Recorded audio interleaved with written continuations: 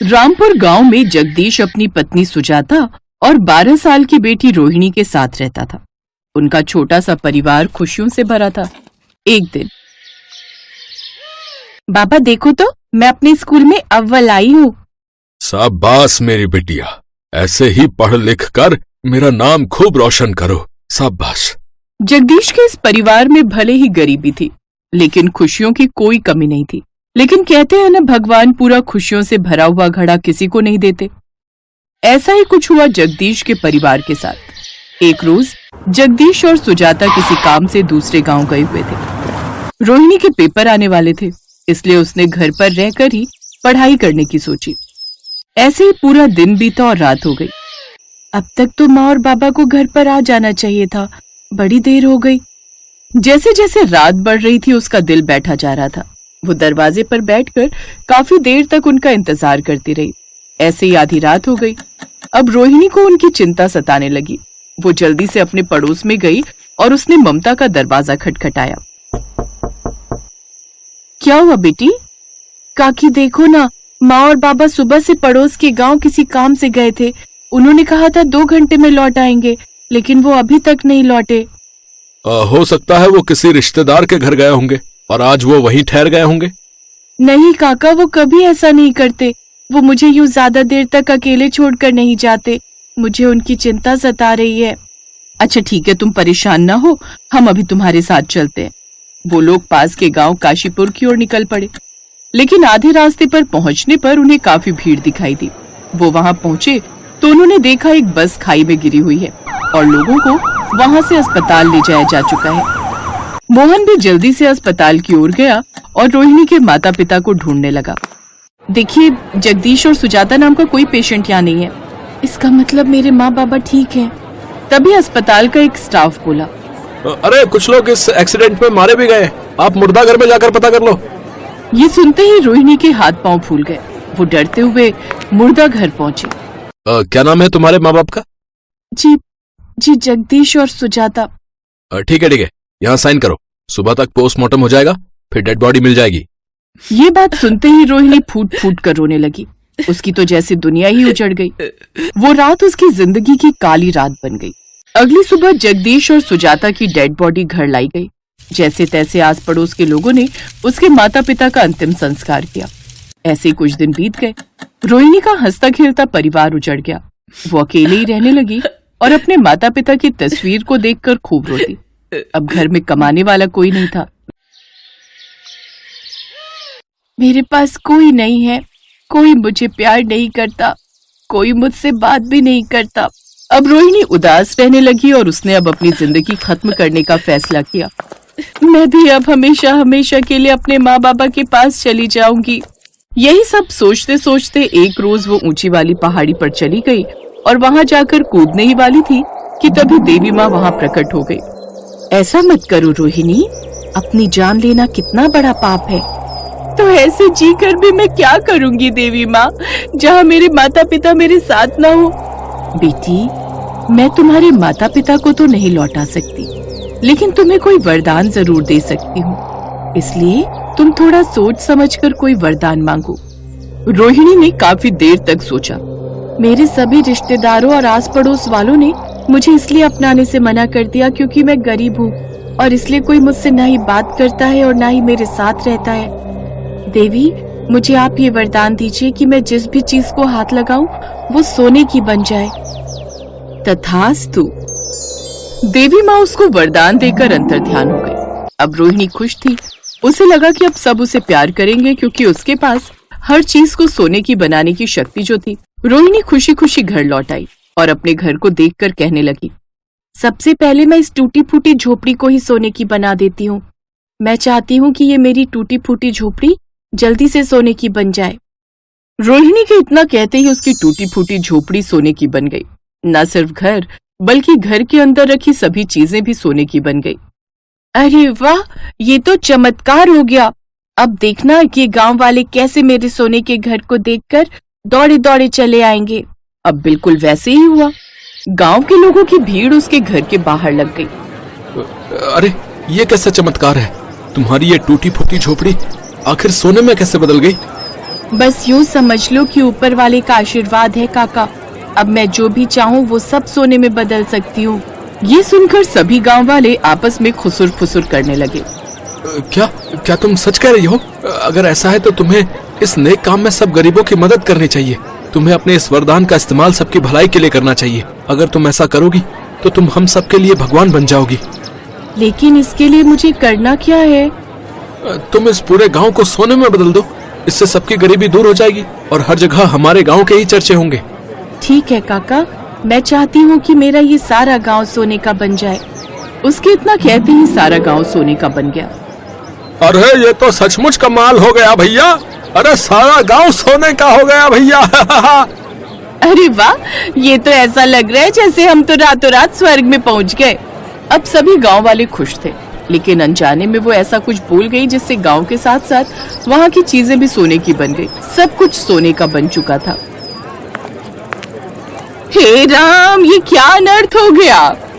अगले दिन एक बूढ़ी औरत रोहिणी के पास आई। ये तूने क्या किया बेटी? मैंने तो सबकी इच्छा पूरी की है। मुझे लगा सब कुछ सोने का कर देने से लोग मुझसे बहुत खुश होंगे और वो सब मुझे ढेर सारा प्यार करेंगे। नहीं बेटी, ऐसे तो सबकी जान को खतरा हो सकता है। अगर यहाँ रखी हर चीज सोने की हो जाएगी तो सब पिएंगे क्या और खाएंगे क्या? ऐसे तो सब भूखे मर जाएंगे और ऐसे तो ये पूरा गांव बर्बाद हो जाएगा। ये तो मैंने सोचा ही नहीं। अब सब कुछ पहले जैसे कर दे बेटी। लेकिन अम्मा, ये सब मेरे हाथ में नहीं है। मुझे तो वरदान बस सोने की चीजों में बदलने का मिला था। तभी रोहिणी को तेज प्यास और भूख लगी, लेकिन सब कुछ सोने में बदल गया था, इसलिए न तो वो पानी पी सकती थी और न ही वो कुछ खा सकती थी। हे देवी माँ, मेरी मदद करो। तभी वो बूढ़ी औरत देवी माँ के रूप में प्रकट हो गई। मुझे माफ कर दो देवी माँ, मुझसे गलती हो गई जो मैंने आपसे ये वरदान मांगा। मुझे अब ये सब नहीं चाहिए, मुझे पहले जैसा कर दो।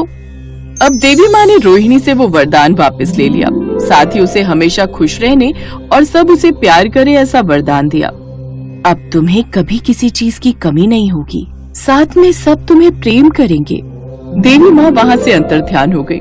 ममता और मोहन की कोई औलाद नहीं थी, इसलिए उन्होंने रोहिणी को अपनी बेटी के रूप में स्वीकार कर लिया, साथ ही उसे पढ़ने के लिए स्कूल में डाल दिया। अब रोहिणी खुशी खुशी रहने लगी।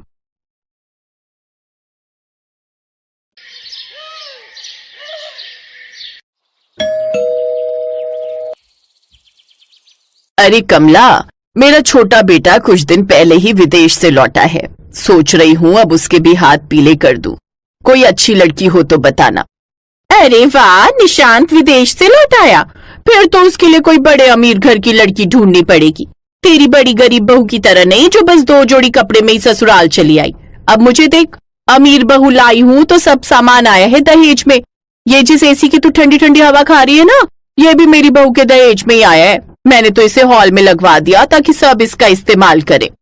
चलो बढ़िया है, एक मैं हूँ जिसकी गरीब बहू कुछ नहीं लाई। लेकिन अब तो मेरी सारी उम्मीदें अपनी छोटी बहू से ही है।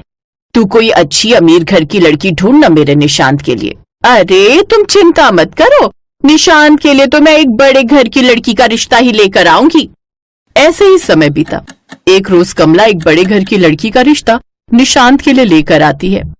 देख तो विमला, लड़की कितनी सुंदर है, ऊपर से अमीर घर से भी है, अपने माँ बाप की इकलौती है, खूब दहेज मिलेगा। बोल तो बात करूं।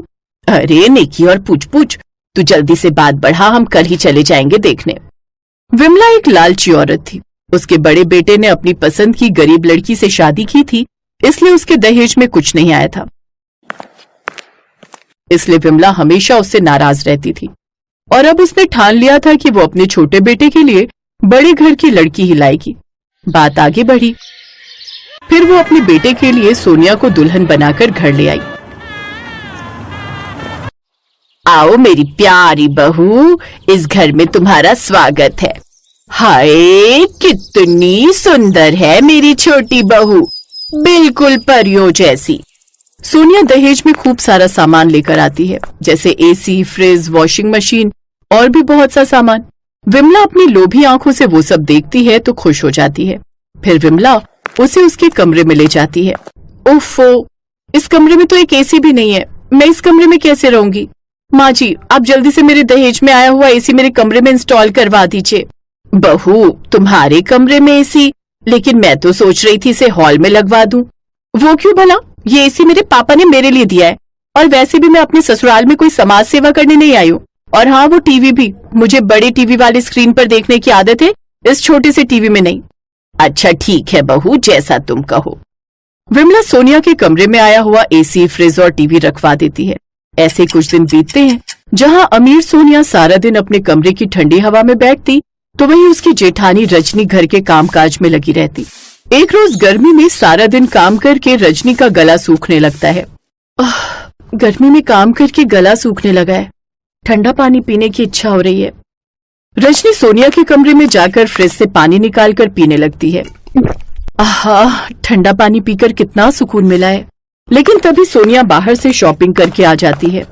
आहा, ठंडा पानी तो बड़े मजे से पिया जा रहा है, लेकिन जरा मेरा कमरा तो देखो कितनी बुरी तरह फैला है, इसे ही साफ कर देती। देवरानी जी, मैं? हाँ, तुम कर भी दोगी तो क्या चला जाएगा तुम्हारा? ठीक ही तो कह रही है छोटी बहू, वो बेचारी शॉपिंग करके थक कर आई है, तो तुम उसका कमरा साफ कर दोगी तो कौन सा गुनाह हो जाएगा।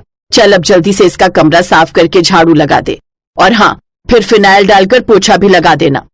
जी माँ जी। सोनिया को अपनी अमीरी और सुंदरता पर बड़ा घमंड था, तो वहीं रजनी दिल की बहुत अच्छी थी, लेकिन उसकी ये अच्छाई किसी को नजर नहीं आती, और उसकी सास हमेशा उसको बुरा भला सुनाती रहती। एक रोज सोनिया सज धज कर तैयार होकर फिल्म देखने जा रही होती है। उसे देख रजनी ने कहा, देवरानी जी, मुझे भी बड़े दिन हो गए बाहर गए हुए, और मैंने तो आज तक सिनेमा हॉल भी नहीं देखा। अगर आपको बुरा ना लगे तो क्या मैं भी आपके साथ चलूं? तुमने अपनी शक्ल भी देखी है, ऊपर से कपड़े तक पहनने का सेंस तो है नहीं तुम्हें। अगर मैं तुम्हें अपने साथ ले कर गई तो जानती भी हो मेरी इतनी इंसल्ट होगी, इसलिए ज्यादा बकबक मत करो और वही करो जो तुम्हारी औकात है, इस घर के काम। सोनिया के चिल्लाने की आवाज सुनकर विमला वहां जाती है। क्या हुआ? मेरी अमीर बहू गुस्सा क्यों हो रही है? फिर सोनिया विमला को सारी बात बताती है। ये सुनकर विमला को गुस्सा आ जाता है। तेरी हिम्मत कैसे हुई छोटी बहू से ऐसा कहने की? अरे तूने अपनी काली शक्ल देखी भी है? ना जाने वो कौन सी मनहूस घड़ी थी जो मैं तुझे अपने घर की बहू बना कर ले आई। चल जा, घर में इतने सारे काम पड़े हैं, उन्हें खत्म कर, फिल्म देखने जाएगी मनहूस कहीं की। रजनी रोते हुए वहां से चली गई और घर के काम करने लगी। गरीब और काली रजनी के साथ हमेशा ऐसे ही होता था। ऐसे ही समय बीतता है। कुछ समय बाद दोनों बहुओं का जन्मदिन आने वाला था। उन दोनों का बर्थडे एक ही दिन आता था। विमला अपनी छोटी बहू के लिए महंगी सी साड़ी लेकर आती है। ये ले सोनिया बहू, तेरा इस घर में पहला जन्मदिन है ना, तो उस दिन तू ये साड़ी पहन लेना। ये साड़ी माँ जी? क्यों, पसंद नहीं आई क्या? सोनिया बुरा सा मुंह बनाते हुए कहती है। नहीं, इतनी बुरी भी नहीं है। लेकिन वो क्या है ना, शादी के बाद ही मेरा पहला बर्थडे है ना, तो डैड ने मेरे लिए स्पेशल चांदी का सूट बनवाया है एक महंगे फैशन डिजाइनर से, तो इस बार तो मैं वही पहनूंगी। हे राम, चांदी का सूट? फिर तो मेरी बहू उसमें बिल्कुल परियों जैसी लगेगी। घर के कामों में लगी हुई रजनी उनकी बातें सुन रही थी। उसे ये जानकर बहुत बुरा लगता है कि उसकी सास उसके लिए कुछ भी नहीं लाई। जन्मदिन तो मेरा भी है, लेकिन माँ जी मेरे लिए आप कुछ नहीं लाई। अगर एक सस्ता सा सूट मेरे लिए भी ले आती तो मुझे कितना अच्छा लगता। ए काली कलूटी गरीब कहीं की, तुझे कितनी बार समझाया है तू इस घर की नाम की बहू है, लेकिन औकात तेरी नौकरानियों जैसी है। आहा, सूट चाहिए महारानी को, जैसे तेरे बाप ने तो मुझे संदूक भरकर खजाना दिया है ना। और अब मुझसे खुद को कंपेयर करना बंद करो। और हाँ, माँ जी ने मेरे पहले बर्थडे के लिए बहुत सारे लोगों को इनवाइट किया है, तो जन्मदिन के दिन सारे घर की सफाई करके उसको सजाकर और अच्छे अच्छे पकवान बनाकर तुम यहाँ से निकल जाना, समझी? क्योंकि मैं नहीं चाहती कि मेरी फ्रेंड्स को पता चले कि तुम जैसी गरीब और काली औरत मेरी जेठानी है। उस दिन रजनी बहुत रोती है। उसका पति मनीष दूसरे शहर में नौकरी करता था, इसलिए उसकी तरफदारी करने वाला वहाँ कोई नहीं था। सुबह जल्दी उठकर रजनी सारे घर की सफाई करती है, फिर सारे घर को दुल्हन की तरह सजाती है, जिसके बाद वो तरह तरह के पकवान बनाती है। अपने बर्थडे पर सोनिया अपने पापा का दिया हुआ चांदी का सूट पहनती है और सज धज कर तैयार हो जाती है तो वहीं बेचारी रजनी पुरानी सी साड़ी पहने हुए होती है। अरे वाह, मेरी बहू तो आज इस चांदी के सूट में बिल्कुल चांद का टुकड़ा लग रही है। हाय, नजर ना लगे इसे किसी की। जन्मदिन बहुत बहुत मुबारक हो बहू। थैंक यू माँ जी। और तू, सारा काम हो चुका है तो तुम्हारी अब यहाँ कोई जरूरत नहीं है। अब तुम यहाँ से चली जाओ और जब पार्टी खत्म हो जाए तब अपनी ये मनहूस सी शक्ल लेकर चली आना सफाई करने। रजनी अपनी किस्मत को कोसती हुई घर से निकल जाती है। कुछ दूर चलकर वो जंगल में पहुंच जाती है और थक हार कर एक पेड़ के नीचे बैठ जाती है। मेरे काले और गरीब होने के कारण मेरी सास और देवरानी मुझसे कितनी नफरत करती है। हर पल मुझे ताने देती हैं। वो खुद से ये सब बातें कर ही रही होती है कि तभी उसकी नजर सामने फंसे एक खरगोश पर जाती है जो कि दलदल में फंसा हुआ होता है और डूबने ही वाला होता है।